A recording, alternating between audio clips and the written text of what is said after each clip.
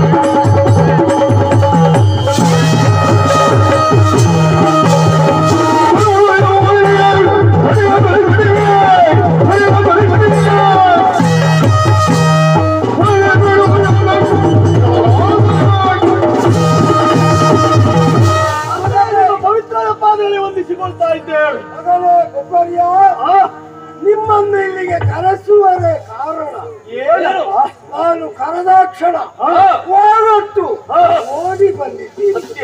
ಕರೆಸುವುದಕ್ಕೆ ಕಾರಣ ಬೇಕ ಮಕ್ಕಳೇ? ನಿಮ್ಮಿಂದಾದ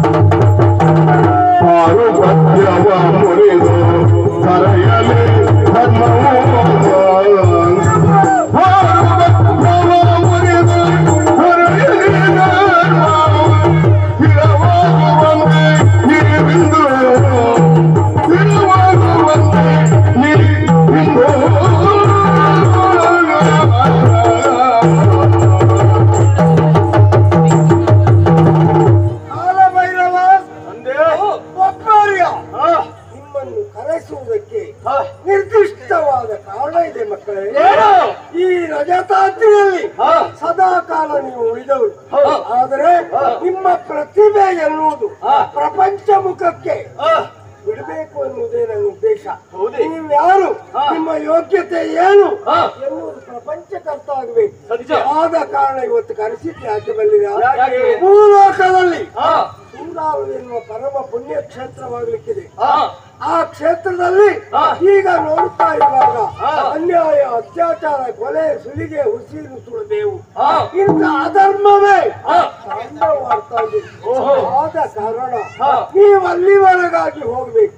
ನೀವು ಮಾತ್ರ ನಾನು ಬರ್ತೇನೆ, ಮಹಾಲಿಂಗೇಶ್ವರರಾಗಿ ನೆಲೆಯಾಗಿ ಇರ್ತೇನೆ. ಆದ ಕಾರಣ ನೀವು ಅಲ್ಲಿವರೆಗಾಗಿ ಬಂದು ಅಧರ್ಮವನ್ನು ವ್ಯಕ್ತಿ ಧರ್ಮ ಸ್ಥಾಪನೆಗೆ ನಿಮ್ಮ ಕರ್ತವ್ಯ ಇದೆ. ಆದ ಕಾರಣ ನಿಮ್ಮ ಅಭಿಪ್ರಾಯ ಏನು?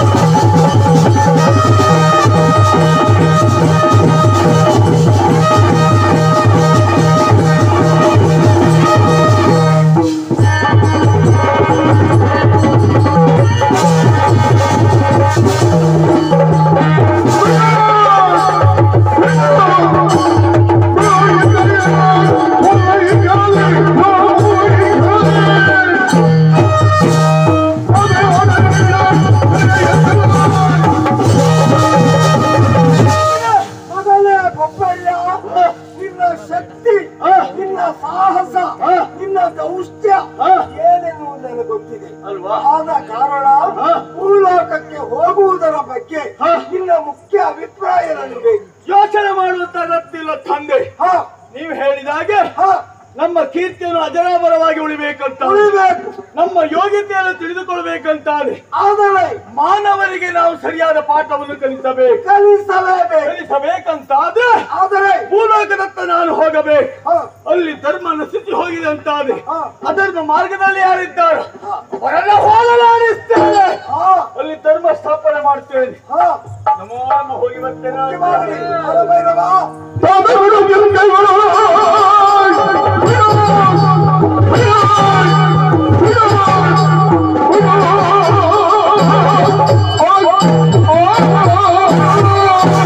ಕಾಲಭೈರವ, ನಿನ್ನ ಯೋಗ್ಯತೆ ರಜತಾದ್ರಿಯಲ್ಲಿ ಮಾತ್ರ. ಭೂಲೋಕದಲ್ಲಿ ಕಾಲಭೈರವನ ವ್ಯಕ್ತಿತ್ವ ಎಷ್ಟು ಎನ್ನುವುದು ಪ್ರಪಂಚ ಮುಖಕ್ಕೆ ಅರಿವಾಗಬೇಕು. ಧರ್ಮ ಸ್ಥಾಪನೆಗಾಗಿ ನೀವು ಹೋರಾಡಬೇಕು, ಅಧರ್ಮವನ್ನು ಮೆಟ್ಟಿ ಮುರಿಬೇಕು. ಇದಕ್ಕೆ ನಿನ್ನ ಅಭಿಪ್ರಾಯ ಬೇಕು. ಈ ಭೂಲೋಕದಲ್ಲಿ ಅಧರ್ಮವೇ ಕೊಂಡಾಡ್ತಾ ಇದೆ, ಧರ್ಮವೇ ನಶಿಸಿ ಹೋಗಿದೆ. ಸರಿ ಮಗನೇ, ಅವಶ್ಯಕತೆ ಇಲ್ಲ. ಕಾಲಭೈರವನಾಗಿದ್ದೇನೆ, ಕುಡಿಯಪ್ಪಣೆ ಪ್ರಭು. ನಾವೆಲ್ಲ ಹೋಗುದು ಅಂತ ಇವಳೊಬ್ಬಳನ್ನೇ ಬಿಟ್ಟು ಹೋಗುದು.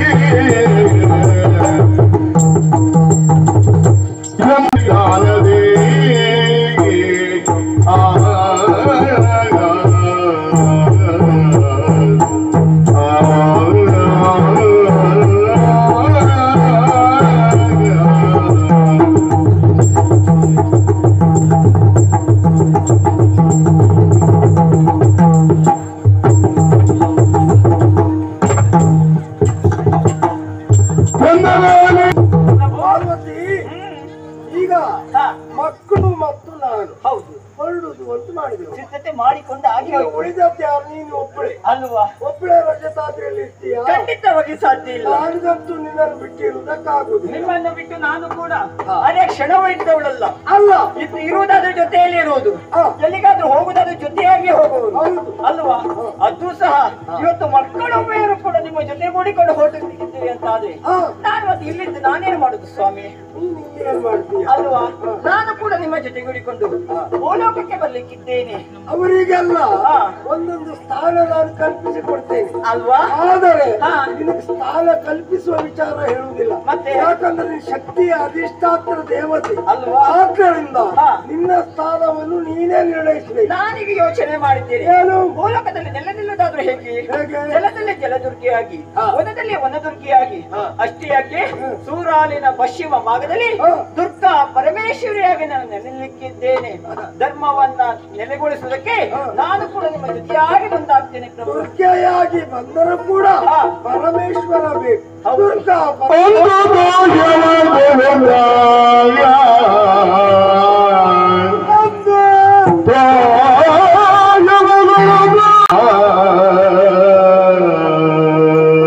ಪಾರ್ವತಿ ಮಕ್ಕಳೇ, ನೀವೆಲ್ಲರೂ ಭೂಲೋಕಕ್ಕೆ ಹೊರಡುವುದಕ್ಕೆ ಸಿದ್ಧರಾಗಿದ್ದೀರಿ. ನನ್ನ ಸಂಕಲ್ಪವನ್ನು ಈಡೇರಿಸುವುದಕ್ಕಾಗಿ ಮನದಟ್ಟು ಮಾಡಿಕೊಂಡಿದ್ದೀರಿ ಅಂತಾಯ್ತು. ನೀವೆಲ್ಲರೂ ಹೋಗ್ತೀರಿ ಅಂತಾದ್ರೆ ನಾನು ಅಲ್ಲಿ ನೆಲೆಯಾಗಿ ನಿಲ್ಬೇಕಲ್ಲ. ಸೂರಾಲು ಸಂಸ್ಥಾನದಲ್ಲಿ ಮಹಾಲಿಂಗೇಶ್ವರರಾಗಿ ನನ್ನ ಹತ್ತಿರದಲ್ಲಿ ನೀವು ಇರ್ತೀಯಲ್ಲ, ಆ ಭೂಲೋಕದ ಸೂರಾಲು ಕ್ಷೇತ್ರದ ಅಧರ್ಮವನ್ನು ಮೆಟ್ಟಿ ಧರ್ಮವನ್ನು ಕಾಪಾಡುವುದಕ್ಕಾಗಿ ಸದಾವಾಗಿ ನಾವಲ್ಲಿ ನೆಲೆಯಾಗಿ ನಿಲ್ಲೋಣ. ಎಲ್ಲರೂ ಒಂದಾಗಿ ಹೋರಾಡೋಣ. ಜಯ ಜಯ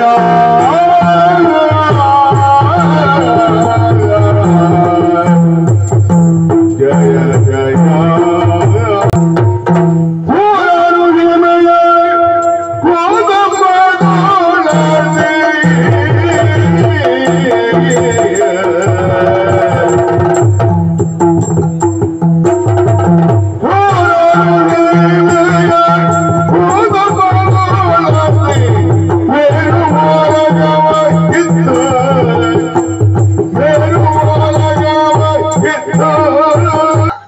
ಮೊದಲಾದಂತಹ ಶಾಂತಿ ಮಂತ್ರಗಳನ್ನೇ ಪಠಿಸುತ್ತಾ ಸತ್ಯದ ವಚನವನ್ನ ನಡೆಯುತ್ತಾ ಧರ್ಮದ ಮಾರ್ಗದಲ್ಲಿ ನಡೆಯುತ್ತಾ ದೇವತೆಗಳಿಗೆ ಪ್ರೀತ್ಯಾರ್ಥವಾಗಿರುವಂತಹ ಕಾರ್ಯಗಳನ್ನು ಮಾಡಿಕೊಂಡು ಇದ್ದ ಪರಿಣಾಮವಾಗಿ ಕೋಲಾರ ಮನೆತನದವರಾಗಿರುತ್ತ ನಾವು ಸತ್ಕೀರ್ತಿಯನ್ನು ಪಡೆದಿದ್ದೇವೆ ಅನ್ನೋದ್ರಲ್ಲಿ ಯಾವ ಅನುಮಾನವೂ ಇಲ್ಲ.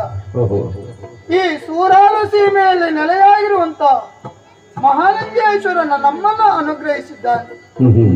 ಸದಾಕಾಲ ನಾವು ಪೂಜಿಸಿಕೊಂಡು ಬರುತ್ತಿರುವಂತ ನಮ್ಮ ಕುಲದೇವರಾಗಿರುವಂತ ಚಂದ್ರನಾಥ ಸ್ವಾಮಿ ನಮ್ಮನ್ನ ಹರಸಿದ್ದಾನೆ ಎನ್ನುವುದರಲ್ಲಿ ಯಾವ ಅನುಮಾನವೇ ಇಲ್ಲ. ಈ ಸೂರಾಲು ಸೀಮೆಯಲ್ಲಿ ತೋಳಹರ ಮನೆತನದವರಾಗಿರುವಂತ ನಾವು, ಜೈನ ಕುಟುಂಬಿಕರಾಗಿರುವಂತ ನಾವು ಈ ಸೀಮೆಯನ್ನ ಸಸೂತ್ರವಾಗಿ ಬಾಳಿಕೊಂಡು ಬಂದವರಿದ್ದೇವೆ.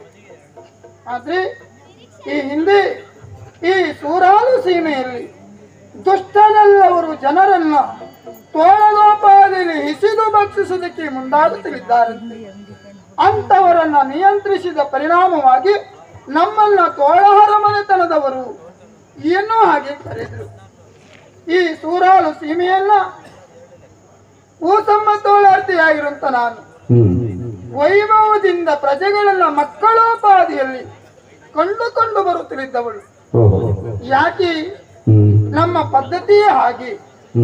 ಹಳೆಯ ಕಟ್ಟಿನ ಪದ್ಧತಿಯೋಪಾದಿಯಲ್ಲಿ ಗಂಡು ಸಂತಾನದವರು ಮನೆಯಲ್ಲಿ ಇದ್ದದ್ದೇ ಆದ್ರೂ ಹೆಣ್ಣೆ ಆಳ್ವಿಕೆಯನ್ನ ನಡೆಸುವುದು.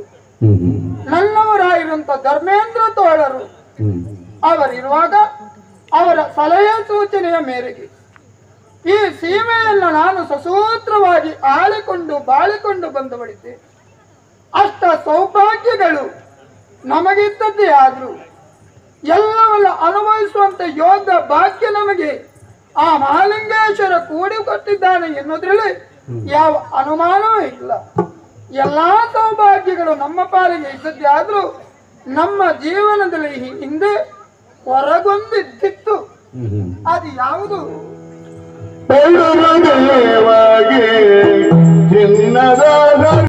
ನಾವು ಕೊರತೆಯನ್ನು ಅನುಭವಿಸುತ್ತಿದ್ದವು. ಅಷ್ಟ ಸೌಭಾಗ್ಯಗಳಲ್ಲಿ ಒಂದಾಗಿರುವುದು ಪುತ್ರ ಸೌಭಾಗ್ಯ. ಧರ್ಮೇಂದ್ರ ತೋಳರನ್ನ ಕೈ ಹಿಡಿದು ದಾಂಪತ್ಯ ಜೀವನಕ್ಕೆ ಕಾಲಿರಿಸಿದ ನಾನು ಅದೆಷ್ಟು ಸಮಯಗಳೇ ಆದದ್ದೇ ಆದರೂ ಸಂತಾನವನ್ನು ಕಾಣುವುದಕ್ಕೆ ಅಸಾಧ್ಯವಾಯಿತು. ಹೆಣ್ಣಿನ ಜೀವನ ಸಾರ್ಥಕ್ಯತೆ ಕಾಣುವುದು ಸಂತಾನದ ಮೇರೆಗೆ ಏನು ಹಾಗೆ ಆಡಿ ಅಂತ ಸಂತಾನವನ್ನು ಪಡೆಯುವುದಕ್ಕೆ ನನ್ನಿಂದ ಅಸಾಧ್ಯವಾಯಿತಲ್ಲ ಎನ್ನುವಂತ ಕೊರಗು ನನ್ನ ಮನದಲ್ಲೇ ಒದಗಿತ್ತು. ಹಾಗೆಯೇ ದಾಂಪತ್ಯ ಎನ್ನುವಂತ ವೃಕ್ಷಕ್ಕೆ ಸಂತಾನ ಎನ್ನುವುದೇ ಫಲವಂತೆ. ಹಾಗೆಯೇ ಸಂತಾನವನ್ನ ಕಾಣಬೇಕು ಎನ್ನುವ ಹಾಗೆ ಆಸೆಯನ್ನು ಹೊತ್ತವಳು ನಾನು. ಕೂಸು ಕಂದಮ್ಮ ಮನೆಗಳ ಹೊರಗಾಡಿದರೆ ಬೀಸಣಿಗೆ ಗಾಳಿ ಸುಳಿದಂಗ ಮಕ್ಕಳು ಅಂಬೆಗಾಲನ ಇಕ್ಕಿ ಬೀಳುತ್ತಾ ಏಳುತ್ತಾ ಕಿಲಕಿಲನ ನಗಾಡುತ್ತಾ ಮನೆಯ ಅತ್ತ ಇತ್ತ ಓಡಾಡುವುದನ್ನು ಕಂಡಾಗ ಮನಸ್ಸಿಗೆ ಬಹಳ ಸಂತೋಷ. ತಾಯ್ತನ ಎನ್ನುವುದು ಸಂತೋಷ ಕೊಡುತ್ತದೆ ಎಂಬುದನ್ನು ಭಾವಿಸಿದವಳು ಅಲ್ಲ, ಅರಿತವಳು ನಾನು.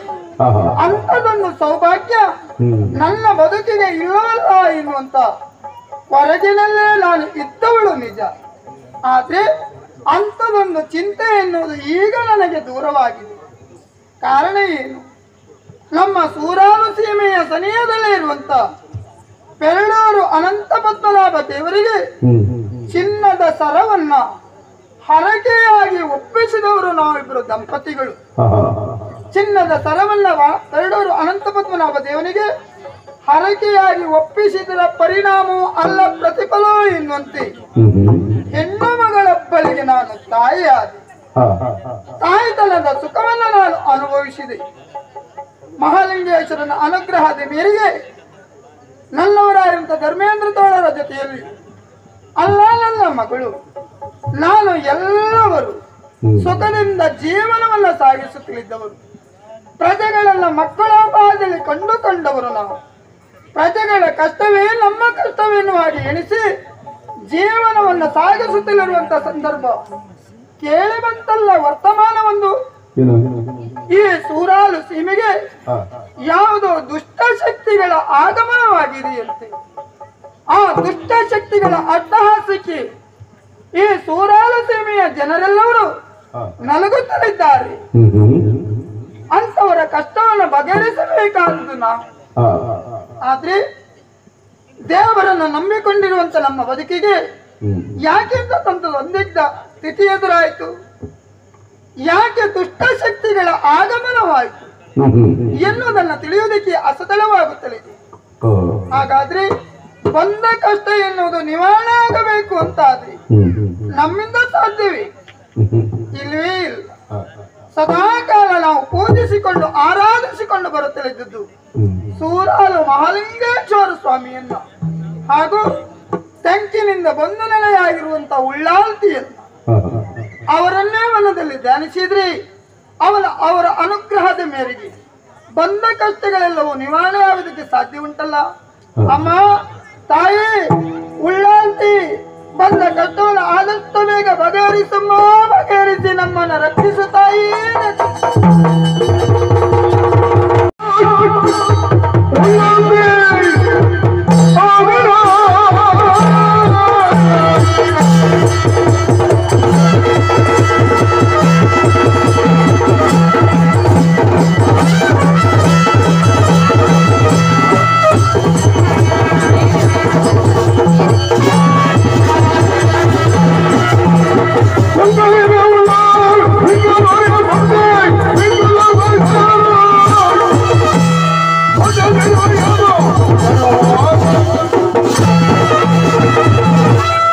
ಬೆಂಕಿನ ಕಾರಣಿಕ ದೈವ ಉಳ್ಳಾಲ್ತಿ ನಾನು ಇಲ್ಲಿಗೆ ಬರ್ಲಿಕ್ಕೂ ಕಾರಣ ಉಂಟು.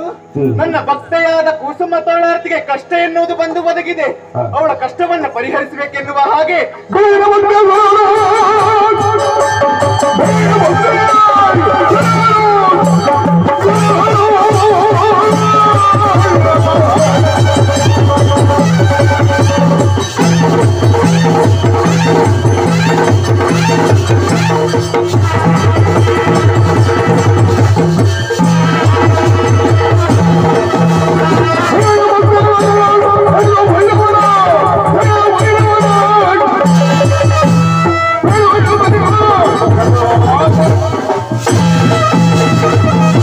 ಬಂದ ಕಷ್ಟವನ್ನು ಪರಿಹರಿಸಲಿಕ್ಕಾಗಿ ಸಮರ್ಥ ವ್ಯಕ್ತಿಯೊಬ್ಬನಿದ್ದಾನೆ.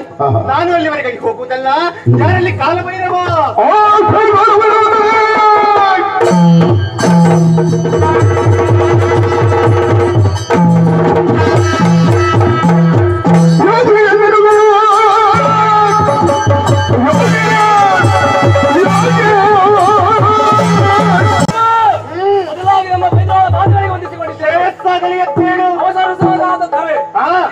ಓಡಾಡಿಕೊಂಡು ಬಂದಿದ್ದೇನೆ.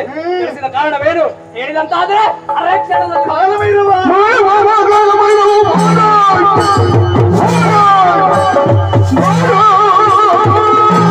ನನ್ನ ಭಕ್ತಿಯಾದ ಕುಸುಮ ತೋಳಾರ್ತಿಗೆ ಕಷ್ಟ ಎನ್ನುವುದು ಬಂದು ಒದಗಿದೆ. ಅವಳ ಕಷ್ಟವನ್ನು ಪರಿಹರಿಸಲಿಕ್ಕಾಗಿ ನಿನ್ನನ್ನು ಕರೆದಿದ್ದು. ಆದಷ್ಟು ಬೇಗ ಹೋಗಿ ಆ ಕೆಟ್ಟಗಳನ್ನು ಓಡಿಸಿ ಕೆಲಸವನ್ನು ನಿರ್ವಹಿಸಿ.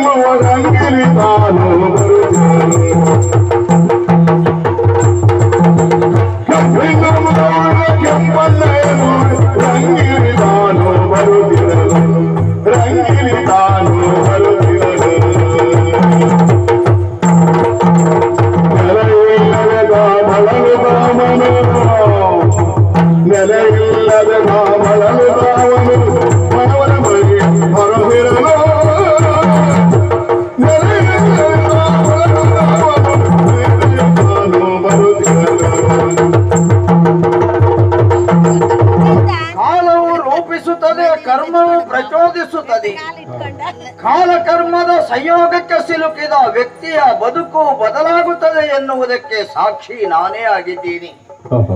ಯಾಕೆಂದರೆ ವ್ಯಕ್ತಿಯ ಬದುಕಿನಲ್ಲಿ ಒಳಗೊಂದು ಹೊರಗೊಂದು ಇರ್ತದೆಯಂತೆ. ನನ್ನ ಬದುಕು ಹಾಗೇ ಆಗಿದೆ. ಒಳಗಿದ್ದ ಹಾಗೆ ಹೊರಗಿಲ್ಲ, ಹೊರಗಿದ್ದ ಹಾಗೆ ಒಳಗಿಲ್ಲ. ಒಳಗಣ್ಣಿನಿಂದ ಬದುಕನ್ನ ಹೊರ ಪ್ರಪಂಚ ನೋಡಿದರೆ, ಎಲ್ಲಿ ಧರ್ಮ ಇದೆ ಅಂತ ನೋಡಿದ್ರೆ, ಈ ಪ್ರಪಂಚದಲ್ಲಿ ಎಲ್ಲಿಯೂ ಧರ್ಮ ಕಾಣುವುದಿಲ್ಲ. ಯಾಕೆಂದ್ರೆ ಹೊಟ್ಟೆ ಹಸಿವನ್ನ ತಡೆದುಕೊಳ್ಳುವುದಕ್ಕಾಗುವುದಿಲ್ಲ. ಒಂದು ತುತ್ತು ಅನ್ನ ಕೊಡುವವರು ಯಾರಿದ್ದಾರೆ? ಈ ಪ್ರಪಂಚದಲ್ಲಿ ಯಾರು ಕೆಲಸ ಕೊಡುವವರಿಲ್ಲ. ನಾನು ಬಂದದ್ದು ತೆಂಕಣದಿಂದ, ಅತಿ ಎತ್ತರವಾದ ಸ್ಥಳದಿಂದ ಈ ತಗ್ಗು ಪ್ರದೇಶಕ್ಕೆ ಬಂದೆ. ಎಷ್ಟು ತಿರುಗಾಟ ಮಾಡಿದ್ದು ನಾನು. ತಿರುಗಿದ್ದೇನು ಸ್ವಲ್ಪ ಅಲ್ಲ. ಯಾರಾದ್ರೂ ಒಂದು ಕೆಲಸ ಕೊಡಿ ಅಂತ ಹೇಳಿದ್ರೆ ಮುಂದಿನ ದಾರಿ ತೋರಿಸ್ತಾರೆ ಮಾರೇ. ಎಷ್ಟು ತಿರುಗಾಟ ಮಾಡಿದ್ದು ಸ್ವಾಮಿ. ನಿಮ್ಮನ್ನು ನೋಡಿದ್ರೆ ದೊಡ್ಡ ಮನುಷ್ಯರ ಹಾಗೆ ಕಾಣ್ತೀರಿ. ಒಂದು ಕೆಲಸ ಕೊಡ್ತೀರಾ ನನಗೆ? ಹಾ, ಏನ್ ಕೆಲಸ ಕೊಡ್ತೀರಿ? ಅಡಿಕೆ ತೋಟ ಗೊಬ್ಬರ ಹೊರುವುದು. ಕೆಲಸ ಮಾಡಬಹುದು. ದಿನದ ವೇತನ ಎಷ್ಟು ಕೊಡ್ತೀರೋ ಏನು? ಅಲ್ಲಪ್ಪ, ಕೆಲಸ ಮಾಡುವುದನ್ನು ನೋಡಿ ಕೊಟ್ರಾಯ್ತು ನೀವು. ಹೌದಾ? ನೀವು ಕೆಲಸ ಕೊಡಬಹುದು.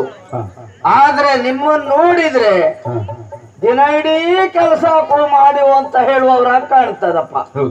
ಹೌದು, ಹೌದಾ? ಹಾಗಾಗಿ ನಿಮ್ಮಲ್ಲಿ ಅಷ್ಟು ಏನು ಧರ್ಮ ಇದ್ದ ಹಾಗೆ ಕಾಣುವುದಿಲ್ಲ ನನಗೆ. ಹೌದು, ಹಾಗಾಗಿ ನಿಮ್ಮಲ್ಲಿ ಯಾರಾದ್ರೂ ಕೆಲಸ ಕೊಡುವವರಿದ್ರೆ ಮಾತ್ರ ಅಲ್ಲ, ನನಗೆ ಹೊಟ್ಟೆ ತುಂಬ ಅನ್ನ ಕೊಡುವವರಿದ್ರೆ ಅಲ್ಲಿ ಸ್ಥಿರವಾಗಿ ನಿಂತು ನಾನು ಕೆಲಸ ಮಾಡ್ತೇನೆ. ನೋಡುವ, ಇದೇ ದಾರಿಯನ್ನ ಹಿಡು, ಮುಂದೆ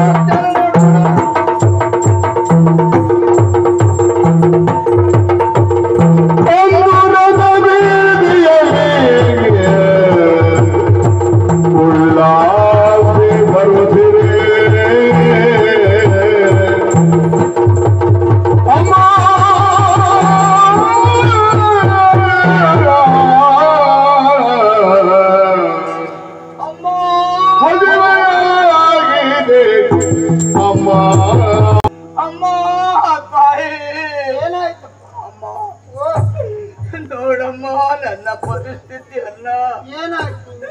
ಹಸುವೆ ಅಮ್ಮ, ಹಸುವೆ ತಾಳ್ಲಿಕ್ಕಾಗುವುದಿಲ್ಲಮ್ಮ. ಸರಿಯಾಗಿ ನಿಂತ್ಕೊಳ್ಳಕ್ಕಾಗುವುದಿಲ್ಲ ತಾಯಿ. ಊಟ ಮಾಡದೆ 3-4 ದಿನಗಳು ಕಳೆದು ಹೋಯ್ತು. ಇದೆಂತ ಪ್ರಪಂಚ ತಾಯಿ. ಹಸುವೆ ಅಂತ ಕೈ ನೀಡಿ ಬೇಡಿದ್ರೆ ಒಂದು ತುತ್ತು ಅನ್ನ ಕೊಡುವವರು ಇಲ್ಲ ತಾಯಿ.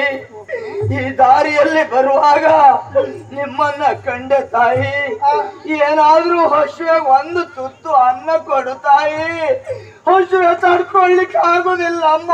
ಅನ್ನ ಕೊಡಮ್ಮ, ಅನ್ನ ಕೊಡು ತಾಯಿ. ಹಸಿವೆ ಆಗ್ತಾ ಇದೀವಿ ಅಂತ ಹೇಳ್ತೀವಿ. ಹೌದಮ್ಮ. ಊಟ ಮಾಡದೆ 3 ದಿನಗಳಾಯ್ತು ಅಂತ ಆಯ್ತು. ಹೌದು ತಾಯಿ. ನಾನು ದೇವರ ಪೂಜೆಯನ್ನು ಪೂರೈಸಿ ಬರುತ್ತಿದ್ದಾಳಂತ. ಹೌದೇನಮ್ಮ. ಈ ಸಂದರ್ಭದಲ್ಲಿ ನನಗೆ ಏನಾದ್ರೂ ಕೊಡೋಣ ಅಂತ ಹೇಳಿದ್ರಿ, ಕೊಡುವುದಕ್ಕೆ ಏನೂ ಇಲ್ಲ.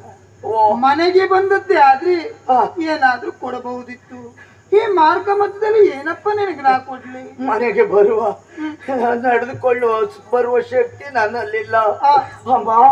ಅದೇನಮ್ಮ ಹರಿವಾಣದಲ್ಲಿ ಕಾಣ್ತಿದ್ಯಮ್ಮ. ಇದು ದೇವರ ನೈವೇದ್ಯ ಮಾಡಿದ ಹಣ್ಣು ಕಾಯಿ. ದೇವರ ನೈವೇದ್ಯ ಆಗಿದೆಯಲ್ಲಮ್ಮ. ಹೌದಪ್ಪ. ದೇವರ ನೈವೇದ್ಯ ಮಾಡಿದ ಪ್ರಸಾದ ಆದ್ರೂ ಒಡ್ಡಿಲ್ಲ ತಾಯಿ. ಅದನ್ನೇ ಕೊಡು ತಾಯಿ, ಅದನ್ನೇ ಕೊಡಮ್ಮ. ದೇವರಿಗೆ ಒಪ್ಪಿಸಿದ ತಂದ ಕದಳಿ ಹಣ್ಣು, ಕದಳಿ ಫಲವೇ ಇದನ್ನು ತಿನ್ನು. ದೇವರ ಪ್ರಸಾದ ಆಗ್ಲಿ ತಾಯಿ. ದೇವರ ಪ್ರಸಾದ ಕೊಡು ತಾಯಿ. ಮತ್ತೆ ಹೌದಮ್ಮ, ಕೊಡು ತಾಯಿ. ಮೆಲ್ಲ ಮೆಲ್ಲ ತಿನ್ನು, ಮೆಲ್ಲ ತಿನ್ನು. ಅವಸರ ಬೇಡ. ಬೇಕಾ? ಮೆಲ್ಲ ತಿನ್ನು. ಯಾಕೆ ಅವಸರ ಮಾಡ್ತೀಯಾ? ತಿನ್ನು.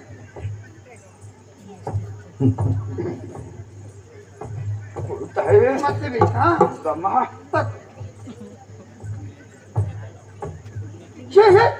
ಅವಸರ ಮಾಡಬೇಡ, ಗಂಟಲೆ ಸಿಕ್ಬಹುದು. ಬೇಕಾ? ಎಷ್ಟು ಹಸಿವೆಯಾಗಿದೆಯೋ ಏನೋ.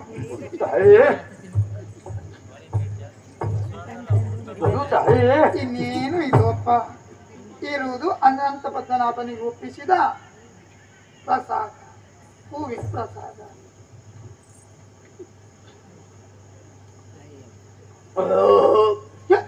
ಮೆಲ್ಲ ಮೆಲ್ಲ. ಅಪ್ಪ, ಹೊಟ್ಟೆ ತುಂಬಿತಾ? ಅಮ್ಮ, ಓ ಅಮ್ಮ, ಏನು? ನೀನು ಮಹಾ ತಾಯಿ ಅಮ್ಮ. ಯಾಕ? ನೀನು ಯಾರು ತಾಯಿ ಅಲ್ಲಮ್ಮ, ನೀನು ನನ್ನ ತಾಯಿಯಮ್ಮ. ಯಾಕಪ್ಪ ಹಾಗೆ? ನನ್ನ ಹಸುವೆನ್ನ ನೇಗಿಸಿದವಳಮ್ಮ. ಇಲ್ಲಿಯವರೆಗೆ ನನ್ನ ತಾಯಿಯನ್ನ ಕಾಣದೇ ಇದ್ದವ. ಹುಟ್ಟಿದ ಆರೋಗ್ಯದಿಂದ ನನ್ನ ತಂದೆ ತಾಯಿಯನ್ನ ಕಾಣದೇ ಇದ್ದ ಅನಾಥನಮ್ಮ ನಾನು. ನಿನ್ನನ್ನು ಕಂಡಾಗ ನನ್ನ ಜನ್ಮದಾತೆಯನ್ನ ಕಂಡ ಸಂತೋಷ ಆಯಿತು. ನನ್ನ ಹೊಟ್ಟೆ ತುಂಬಿಸಿದಂತ ನನ್ನ ಜನ್ಮದಾತೆಯನ್ನ ಕಂಡ ಸಂತೋಷ ನನಗಾಯ್ತಮ್ಮ. ಹೊಟ್ಟೆ ತುಂಬಿತಾ? ಹೌದಮ್ಮ. ನಿನ್ನ ಹೊಟ್ಟೆ ತುಂಬಿತು ಅಂತಾದ್ರೆ ನನ್ನ ಮನಸ್ಸು ಸಂತೃಪ್ತಿಗೊಂಡಿತ್ತಪ್ಪ. ಹೌದಮ್ಮ. ಯಾಕೆ ಗೊತ್ತೇ? ಯಾಕಮ್ಮ? ಉಂಡವ ಹರಸಬೇಕಾದದಿಲ್ಲ, ನೊಂದವ ಶಪಿಸಬೇಕಾದದಿಲ್ಲ. ಹಸಿವೆ ಅಂತ ಬಂದಾತನಿಗೆ ಏನಾದ್ರೂ ಕೊಟ್ಟು ಆತನ ಹೊಟ್ಟೆನ ತುಂಬಿಸಿದಾಗ ಉಂಡು ತೇಗಿದನಂತಾದ್ರೆ ಅದುವೇ ಕೊಟ್ಟ ಆತನಿಗೆ ಹಾರೈಕೆ. ಹೌದೇನಮ್ಮ? ನಾನು ಕೊಟ್ಟಂತ ಈ ಬಾಳೆಹಣ್ಣಿನಿಂದಲೇ ನಿನ್ನ ಹೊಟ್ಟೆ ತುಂಬಿತು ಅಂತಾದ್ರಿ ಇದು ದೇವರ ಪ್ರಸಾದ, ದೇವರ ಅನುಗ್ರಹ. ಒಂದು ಮಾತು ಕೇಳಮ್ಮ. ಏನ? ಅಮ್ಮ, ನೀನು ನನ್ನಂತವನಿಗೆ ಕೊಡಬೇಕಾದವಳಲ್ಲ ತಾಯಿ. ನಿನ್ನನ್ನ ಕಂಡ್ರೆ ಸಾಮಾನ್ಯದವರ ಹಾಗೆ ಕಾಣುವುದಿಲ್ಲ. ಅದ್ರಲ್ಲಿಯೂ ನಾನು ಕೊಟ್ಟೆ. ಯಾಕಾಗಿ? ಇದ್ದದ್ದನ್ನ ನಿನಗೆ ಕೊಟ್ಟೆ. ಒಳ್ಳೇದಮ್ಮ. ಕೊಡುವಷ್ಟು ನಮಗೆ ಆ ದೇವರು ಕೊಟ್ಟಿದ್ದಾನೆ. ಯಾಕಂದ್ರೆ ಕೆಲವರಿಗೆ ಇದ್ದವರಿಗೆಲ್ಲರಿಗೂ ಕೊಡುವ ಮನಸ್ಸಿರುವುದಿಲ್ಲಮ್ಮ. ಸಂಪತ್ತಿರುವುದು ಯಾಕಾಗಿ? 3 ಕಾರಣಕ್ಕಾಗಿ. ಇದ್ದ ಸಂಪತ್ತು ಅನುಭವಿಸುವುದಕ್ಕಾಗಿ, ಇನ್ನು ಇದ್ದದ್ದನ್ನ ದಾನ ಮಾಡೋದಕ್ಕಾಗಿ. ಹೌದಮ್ಮ. ಮತ್ತೊಂದು ಹಾಗೆ ಇಟ್ಟುಕೊಂಡದ್ದೇ ಆದ್ರೆ ಅದು ಮತ್ತೊಬ್ಬರ ಪಾಲಾಗುವುದಕ್ಕಾಗಿ. ಸಂಪತ್ತುದಿಲ್ವಲ್ಲ. ಹೌದಮ್ಮ. ಹಾಗಾಗಿ ಇದ್ದಾಗ ಕರೆದು ದಾನ ಮಾಡು ಖಂಡಿತ ಎನ್ನುವ ಹಿರಿಯರ ಮಾತಿಲ್ವೇನೋ? ಸತ್ಯವಾಗಿ ದೇವರು ನಮಗೆ ಕೊಟ್ಟಿದ್ದಾನೆ. ದೇವರು ಕೊಟ್ಟದ್ರಲ್ಲಿ ನಿನ್ನಂತವರಿಗೆ ಕೊಟ್ಟದ್ದೇ ಆದ್ರೆ ಅದು ಅಪರಾಧ ಅಲ್ಲ. ಸಂತೋಷವಾಯ್ತಮ್ಮ. ದೇವರೂ ಮೆಚ್ಚುತ್ತಾನೆ. ನೀನು ಹೊಟ್ಟೆ ತುಂಬಿತು, ಮನಸ್ಸಿಗೆ ಸಂತೋಷ ಆಯ್ತು ತಾನೆ. ಹಾಗಾದ್ರೂ ಒಂದು ಮಾತು ಕೇಳ ನಿನ್ನಲ್ಲಿ. ಕೇಳಮ್ಮ ಕೇಳಮ್ಮ. ದಾರಿ ಹೋಗನ